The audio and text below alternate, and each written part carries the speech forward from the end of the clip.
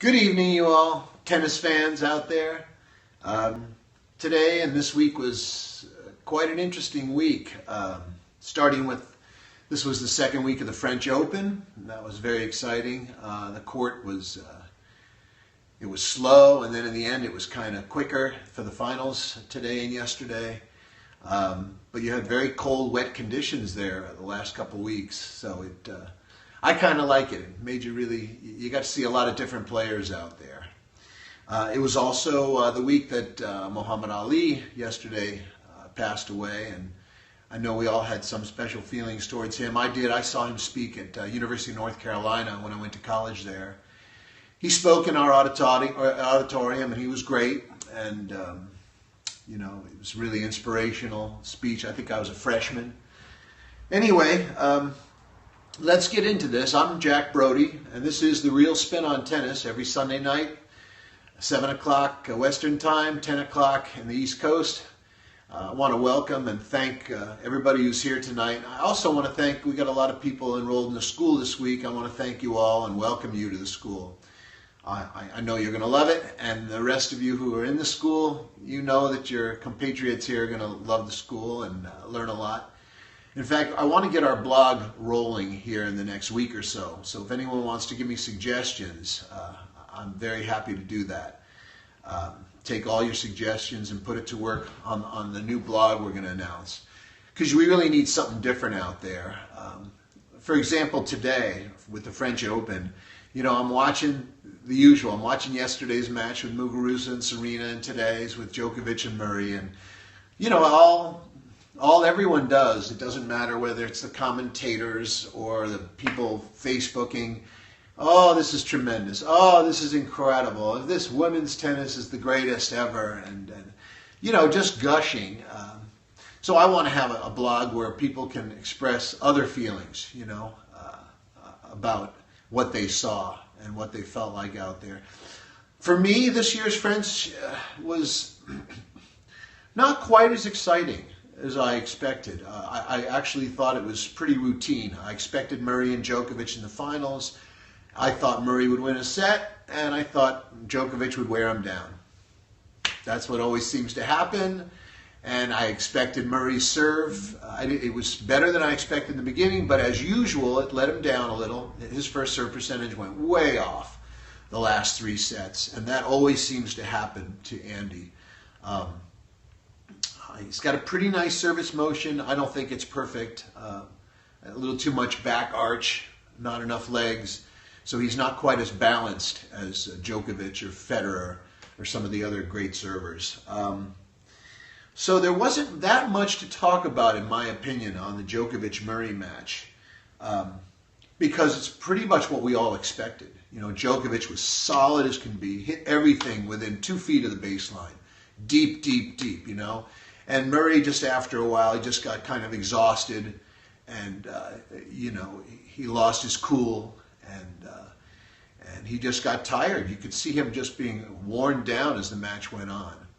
The more interesting match, I thought, was the women's match and where women's tennis is going. I watched it 2 or 3 times, and to me, it was kind of a slugfest. I mean that in a good and bad way. It was first strike tennis, I'll call it, where they both girls played a little bit outside of themselves. You didn't have, I would say, maybe a dozen great points, points over 10, 15 balls. And the rest of the time it was serve, miss, return, serve, return winner, serve, miss, return, double fault, double fault. And what I figured out by watching this thing a few times is the women have got the power now that the men have. But there's several things that don't add up. Number one, they don't look, Serena, she's got the pop and she's got the contrary motion, and she's got a coil on her groundies, but she's so open to the net. She just doesn't really want to turn that much on the forehand anymore. So she's really open at the net. In the backcourt, she's open and she's just popping these forehands, blistering them as hard as she can. She's a little linear on the backhand, even though I think in some ways that's her better stroke. Muguruza was trying to match her. She was trying to have first strike tennis too. She was just going for all or nothing on her serve, all or nothing on her return of serve. And what we had was a very hard-hitting, but pretty quick and somewhat boring match. The problem is the women have the power now, right? The rackets help. Certainly the size of Serena helps, and her athleticism, her amazing athleticism helps. And Muguruza looks like a great athlete as well. I mean, you look at her and you just go, wow, that's a great woman athlete right there. Long and lean and got the look in her face. And she's a great athlete. But even though they have the power, I mean, they don't have the speed. So when you get one winner, right? Serena hits a blistering return, inside out cross-court backhand. Great return. And Muguruza can't get to it. Or Muguruza hits a great shot down the line, her backhand down the line. Forehand down the line. And Serena just can't even start for it. The difference is in the men, they've got the power, but they've got the speed, they've got the athleticism, and it takes 3, 4, 5 of these winners that happen in women's tennis. It takes like 5 6 of them to win a men's point.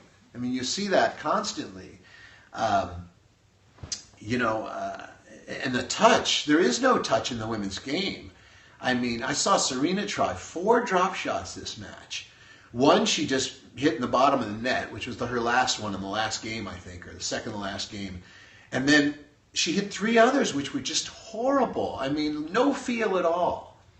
So right now you've got this women's game that people used to love. I mean, when it was Henin and Hingis and Serena and Venus back in the day, in the early 2000s, late 90s, and Steffi Graf, you had these long points. In fact, this is when women wanted more money, right? This is when they wanted equal pay money to men. And in those days, you could see it because people were tuning into the women's game because the points were longer, right? You had Sampras hitting aces, and it was kind of boring, and Lendl was kind of boring. But the women's points were longer, and people were really intrigued by the women's game. And now you have the women's game, which is sort of a portion of the men's game, certainly the power, and nothing else really. The points aren't long anymore. There is no touch. You don't see the athleticism. I mean, half the points where Serena's playing, every time you see her hit a shot, she's off balance. Her foot is up in the air. It doesn't look very pretty. It doesn't look that good. It's just her brute strength and athleticism that even makes a lot of these shots go in. So people can't really relate to the women's game like they could before because you had the nice long points developed over time, over 16, 17 shots, and you'd see them work the whole court. And then there was some decent touch in those days. You didn't see that today. You didn't see that today. In fact, I was thinking I'd like to make a proposal. Everyone's saying, there was always this talk about the women and the men and the money. I think the women should make the same amount of money, but I realized today and yesterday that it should be the opposite. Men should be playing 2 out of 3 sets, and the women should be playing 3 out of 5 sets. Because if you watch the women's match, even if they go 3 sets, the points are so much quicker now that they don't play that long. They don't play that long, and I don't know about you. I have no. I'm a fan of all the players. I'm not just a fly-by-night fan of one player. Even though I love Federer, I love Murray too. I love Djokovic. It's fun to see Serena, especially when she gets challenged and loses. That's fun. I think it's fun for a lot of people that don't want to admit it. That was the only interesting thing about the women's side, was that Serena lost. That's usually the only interesting thing that happens in women's tennis these days because she's so dominant. But I think the men should be playing 2 out of 3 and the women 3 out of 5.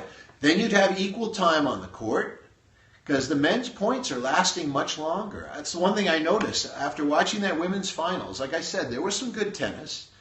About 10% of the time you had some really great tennis. And then the other 90% was just first strike. Big serve, big return, and that was it. So personally, I'd like to, that's what I think it should be. I think the men should be playing 2 out of 3. The women certainly have the endurance. We know that. They run marathons. And this way they'll get as much time on the court, and maybe you'll get as many good points. That's the thing. You just don't get that many good points right.